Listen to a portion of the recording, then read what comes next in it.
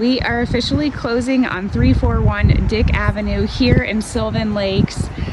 Closing is officially on Monday. This property got listed right about Thanksgiving week. And here at the end of the street, you're gonna see Sylvan Lake itself. So those houses at the end of the street are on the lake. Those resale about $640,000. The houses off the water are selling anywhere between $100,000 and this one we are closing on at $200,000. So we are the highest price here in the neighborhood, given we're a 1,000 square foot ranch.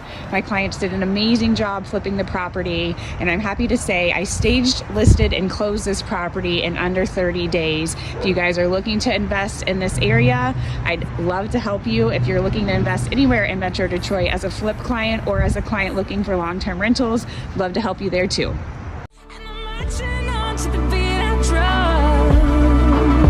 I'm not scared to be seen. I make no apologies. This is me.